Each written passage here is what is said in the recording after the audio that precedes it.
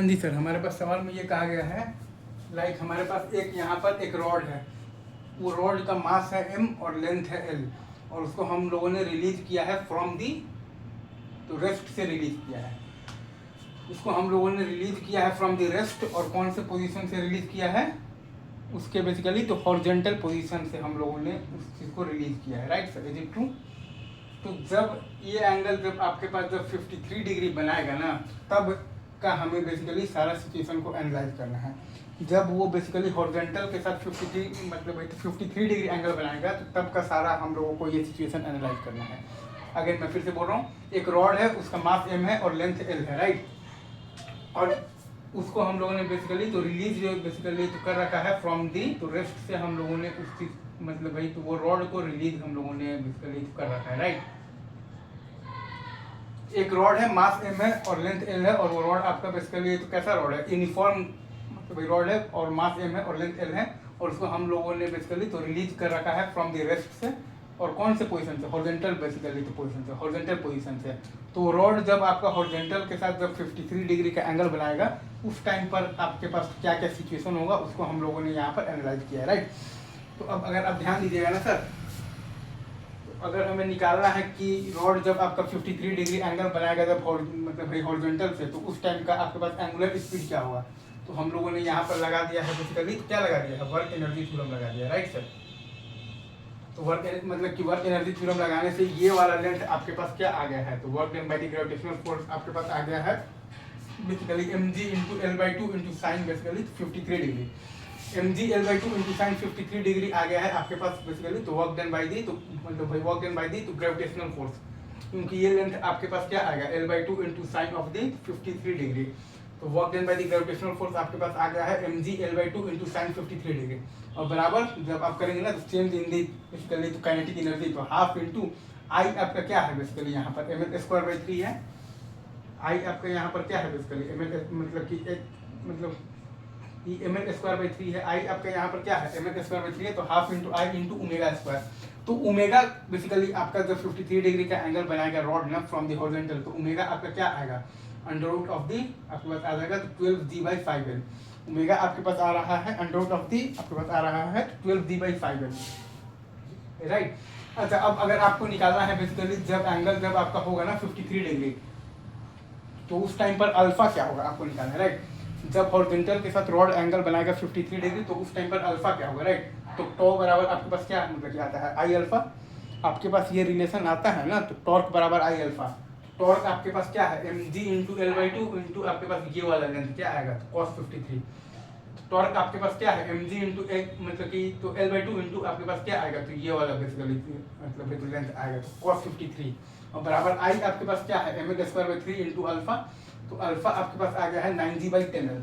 Alpha आपके पास यहाँ से आ गया है 9g बाई आपके पास आ गया है 10l, ठीक है सर। अब अगर आपको सेंटर ऑफ मास का एक्सीलरेशन निकालना है, तो दो कंपोनेंट आता है बेसिकली, पहला आता है आपके पास तो बेसिकली कौन सा कंपोनेंट आएगा, तो टेंजेंशियल कंपोनेंट आएगा, right sir, is it true. तो सेंटर ऑफ मास का एक्सीलरेशन का टेंजेंशियल कंपोनेंट आपके पास आता है बेसिकली अल्फा इंटू आ जाएगा आपके पास बेसिकली तो क्या आ जाएगा एल बाई टू, ये वाला कंपोनेंट जो मैं कह रहा हूँ अल्फा इंटू आ जाएगा आपके पास L by two, alpha into L by two जो कि है आपके पास 9g/20, राइट। ये सही है क्या sir, is it true 9g/20, right sir. Okay, आपके पास यहाँ पर 9g बाई है आपके पास 20 है, right sir, is it true.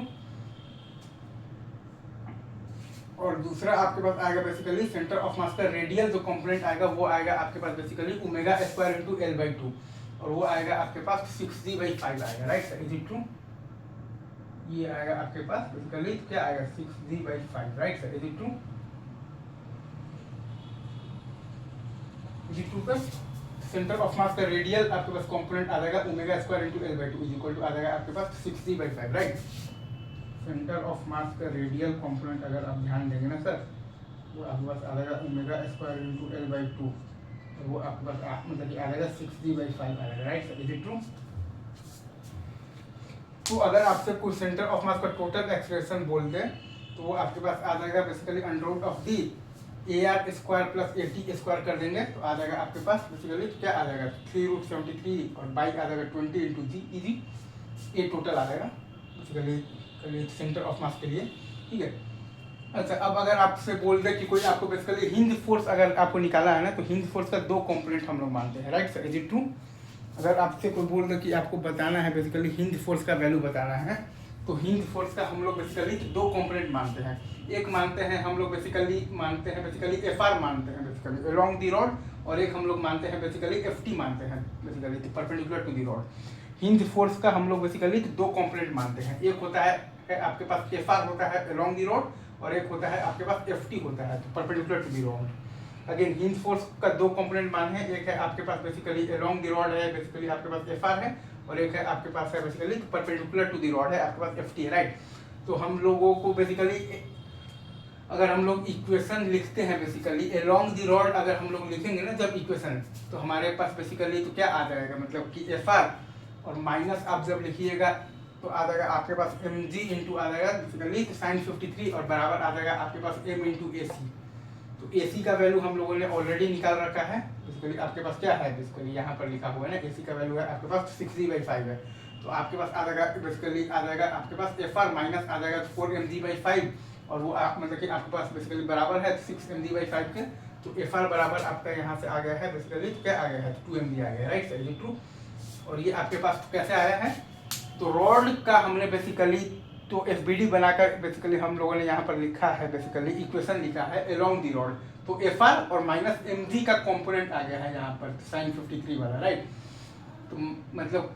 कि FR माइनस mg का साइन 53 बराबर है आपके पास m इंटू AC जो हमने यहाँ पर निकाला हुआ है बेसिकली, यहाँ पर निकाला है ना बेसिकली, तो क्या आया है 6mg/5,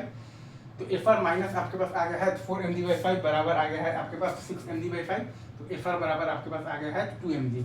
और अब अगर हम लोगों को निकालना है बेसिकली FT निकालना है, तो रॉड के परपेंडिकुलर अगर हम लोग लिखेंगे ना बेसिकली इक्वेशन, तो हमारे पास क्या मतलब क्या आएगा, हमारे पास आएगा मतलब कि हम लोग जोड़ देंगे बेसिकली यहाँ पर, तो हम लोग तो क्या जोड़ेंगे, तो FT और प्लस आ जाएगा mg का कंपोनेंट आ जाएगा, तो ये डायरेक्शन में तो mg का cos ऑफ दी 53 डिग्री आ जाएगा, और ये बराबर है आपके पास m इंटू AT के, और AT आपके पास यहाँ पर क्या आया है 9g बाई आया है आपके पास 20, तो FT और प्लस है आपका यहाँ पर तो 3mg/5 बराबर है आपके पास 9mg/20, तो FG बराबर आपका आ गया है -3mg/20, FT बराबर आपका यहाँ पर आ गया है -3mg/20 आ गया है, right sir, is it true? Is it true? और आपका यहाँ पर जो FR आया था वो क्या आया था, तो 2mg आया था, right sir, is it true? FT आपका यहाँ पर आ गया है -3mg/20, और वो कैसे आया है, तो FT रॉड के परपेंडिकुलर डायरेक्शन में हम लोगों ने सिंपल यहाँ पर एनएलएम का इक्वेशन लगाया है, इस जगह पर तो लिख दिया है, तो रॉड पर, तो रॉड के परपेंडिकुलर डायरेक्शन में तो FT और प्लस mg का ये वाला कंपोनेंट आ जाएगा आपके पास mg का cos 53 और बराबर है आपके पास बेसिकली m इंटू AT हम लोगों ने बेसिकली यहाँ पर निकाला है, तो 9g/20, तो 9mg/20, तो हमारा यहाँ पर आ गया है बेसिकली FT और प्लस आ गया है तो 3mg/5, और ये बराबर है हमारे पास 9mg/20 के, तो FT का वैल्यू आ गया है -3mg/20, तो इस टोटल आपके पास क्या आएगा under of the FR square plus FT square,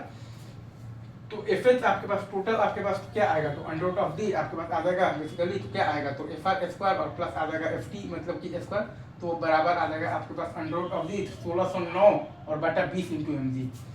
FH आपके पास आ जाएगा under of the FR square plus FT square बराबर आ जाएगा आपके पास अंडर ऑफ दी 1609 और बटा 20 इंटू mg, राइट। सिंपल सवाल है।